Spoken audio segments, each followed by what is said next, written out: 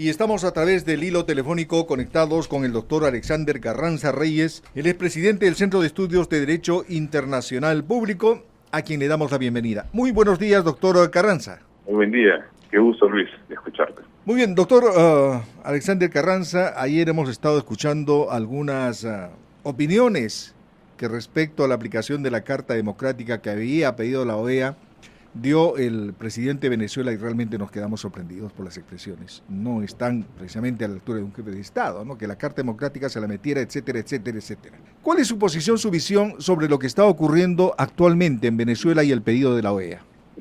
Ante todo, las declaraciones, las acciones que está llevando a cabo la OEA, que han tenido como corolario la presentación del informe ante la presidencia del Consejo Permanente de la OEA a partir de su secretario general Luis Almagro, lo único que hace es poner las cosas en su real dimensión, jurídicamente hablando.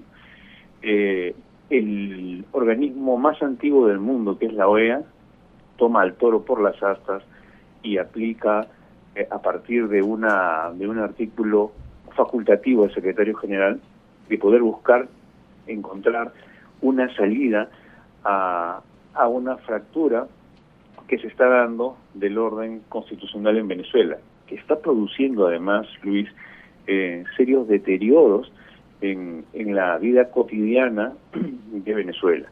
Esto es alarmante, y la región interamericana, a través de su Carta Democrática, lo que hace es tratar de preservar el orden constitucional, preservar la democracia, preservar los derechos humanos, y esto es lo que finalmente se pretende con esta acción que se viene desarrollando desde la OEA, que, como tú lo has graficado, es inédita. Esto no es que ocurra siempre. La activación por un secretario general del artículo 20 de la OEA es la primera vez que se hace. Esta es la primera vez que se llega, digamos, ya a este extremo. Pero la reacción que ha tenido el presidente Maduro es total rechazo. Simplemente él ha agarrado y ha hecho tabla rasa de lo que se ha dicho en la OEA, y él aparentemente pretende caminar por su rumbo, aparte.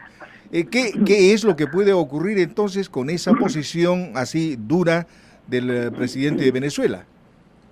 Mira, Luis, el corolario de todo esto apunta a una suspensión, si fuera este el caso. Vamos a ver, te digo, la OEA es un club de todos los poderes ejecutivos de la región interamericana que están sentados en la OEA. Entonces, por supuesto, la OEA va a caminar de acuerdo a la intención, a la orientación de los presidentes de la República, para ser un poco más gráfico, la organización, ¿cierto? Sin embargo, la Carta Democrática Interamericana, que el Perú tiene mucho que decir, porque el Perú ha participado activamente en su dación. Acuérdate que esto se produce exactamente el 11 de septiembre de 2001, cuando acá en las Torres Gemelas estaba Colin Powell, y estábamos nosotros en Cancillería, en el Hotel de los Delfines, cuando se recibe la noticia, justo cuando Colin Powell lo único que hace es firmar la Carta Democrática Interamericana y parte rumbo a Washington. Este instrumento importante lo que hace es mostrar una tendencia política también, Luis. Fíjate, la OEA antes tenía una fuerte presencia del bloque chavista, ¿no? Y la elección del secretario Insulza también de alguna manera era resultado de esta tendencia. Ahora las cosas han cambiado. Los ejecutivos de la región interamericana se están yendo no para el lado de la izquierda, sino para el otro lado. Yo no quiero decir que es una extrema derecha, porque no lo es, pero sí una posición política más equilibrada.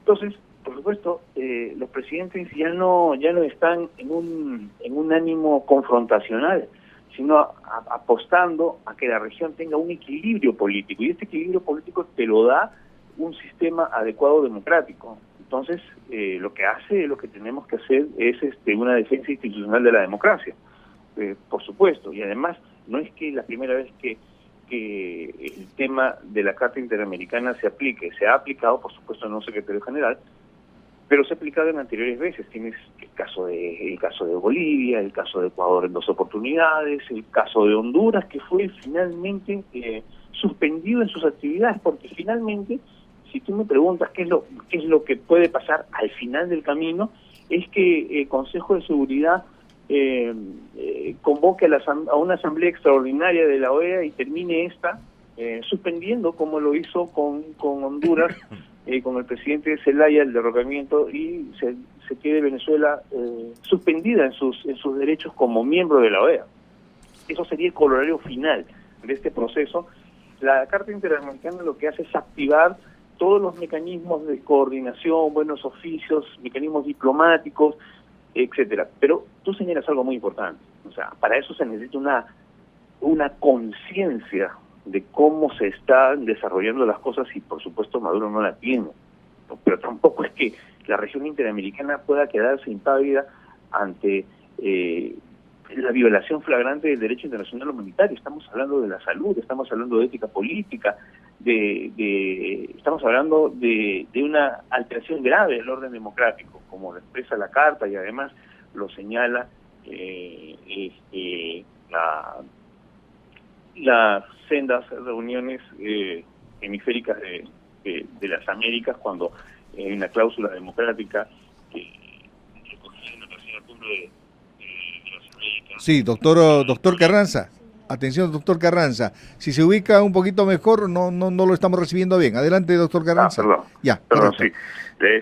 Le decía que es importante tener en cuenta que existen mecanismos que la OEA plantea para preservar el sistema democrático como un mecanismo de un equilibrio político en la región. Ahora, doctor Carranza, ¿qué pasó? ¿No debió intervenir primeramente UNASUR?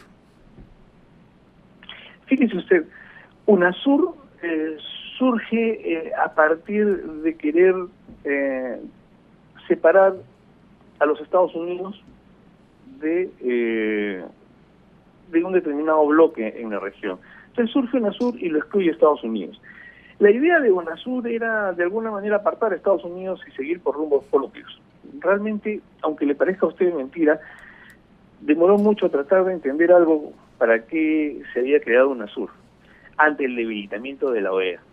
La OEA está ahora recién poco a poco con estas acciones retomando su posición de foro político destinado a buscar un equilibrio democrático, de respeto a los derechos humanos, de elecciones limpias y todo lo que impone los elementos esenciales de la democracia. Mira, estamos hablando de sujeción al Estado de Derecho, estamos hablando de elecciones periódicas, libres, justas, estamos hablando de régimen de partidos políticos, de organizaciones políticas equilibradas.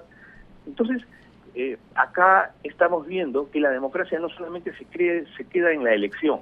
Los estándares de la vida democrática van más allá inclusive de la Carta Interamericana. Hay un trabajo, precisamente ayer nos reunimos en el Centro de Estudios de Derecho Internacional Público, en la Facultad de Derecho de la Universidad de San Martín, con un profesor nuestro, Luis Domínguez, que ha hecho un trabajo muy interesante sobre estos estándares que la Carta Interamericana debe de caminar un poco más, ¿no? Porque la democracia no solamente son elecciones, te vuelvo a repetir, la democracia implica muchas otras cosas más, como por ejemplo la gestión pública, los derechos sociales, la libertad de expresión y de prensa, la probidad, la ética política. Entonces, y los derechos de los ciudadanos que hemos podido apreciar cómo se están vulnerando en este hermano país de Venezuela. Exacto.